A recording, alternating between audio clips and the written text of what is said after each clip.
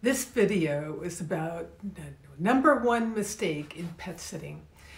Robin and Jim had dreamed of climbing Mount Kilimanjaro in Africa from the time they turned 50 a decade before.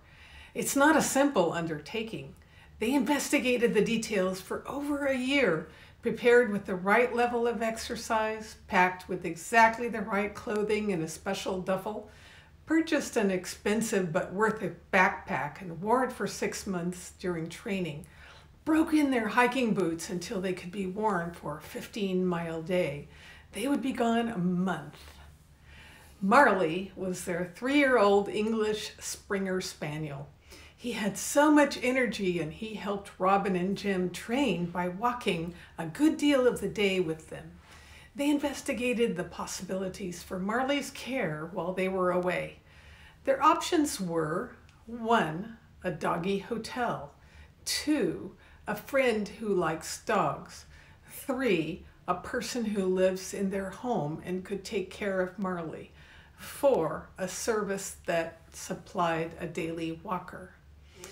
In option 1, the Doggy Hotel, they visited 3 such hotels close to their hometown. They liked the idea of safe enclosures for Marley so he couldn't run away. The staff were nice enough, but Marley had never been around other dogs, so they were uneasy with the possibility of a dog fight, especially since Marley was a strong 60-pounder, although not an aggressive fellow. The hotels are pricey, $100 a day, including special injury or illness insurance. Option number 2, the friends that often visited Robin and Jim loved dogs, but during the questions they put to them, they just didn't have the right arrangements to welcome a dog in their home.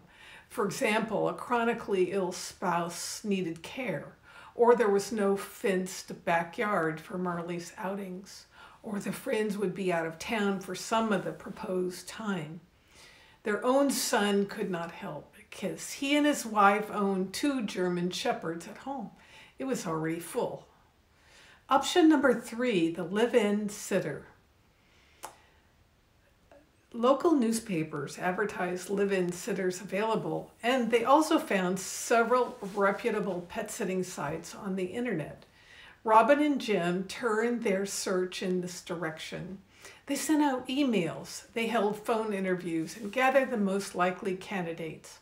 They were impressed with the website that showed reviews of the sitters, although it was hard to wrap their minds around trusting a total stranger with their beloved pet as well as their home. Option number 4, the pet sitting or the pet walking company. The service offered was a daily pet walking 1 to 3 times a day. Walkers could change depending on the demand, so some might be strangers to Marley. The walkers would feed and water Marley and spend up to an hour each day with him. For Robin and Jim, the basics were met, but Marley was used to companionship for much of the day. They felt he would be lonely and unhappy. In evaluating their choices, Robin and Jim concluded that Marley would be happier and better looked after by a live-in pet sitter. So on the pet sitting site, they found a nice retired couple who loved to travel. They offered their home the month of looking after Marley. The couple would arrive 2 days before they took off to Africa and learn Marley's routines. All was accomplished 2 months ahead of time. Robin heaved a sigh of relief. Jim heaved a sigh of relief. And Marley heaved a sigh of relief. 60 days passed, and the sitters were due to arrive the day before, and they said, "Sorry, family emergency, we won't be coming." Hearts sank. Would they have to cancel their long-awaited trip? So much money was invested. Travel insurance covered just about everything, but not a no-show pet sitter. They all worried. Marley worried. Jim finally said, "Let's go to plan B." And 2 mad days of scrambling, they finally found a place for Marley, a hotel, and they left him there. No one was happy. The number one mistake in pet sitting is changing plans. Changing plans can potentially cost thousands of dollars. From the host perspective, they could lose their entire vacation outlay.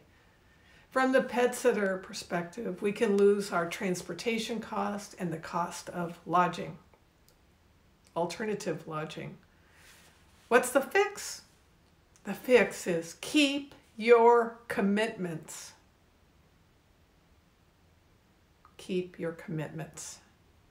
By the way, be sure to love, cuddle, scratch, talk, and spend time with your pets. And be sure to get your copy of 10 Pet Sitting Mistakes That Could Trash Your Reputation by yours truly, SharonAnn Hamilton, and husband Dan Fuller. Click below to be notified when it is ready.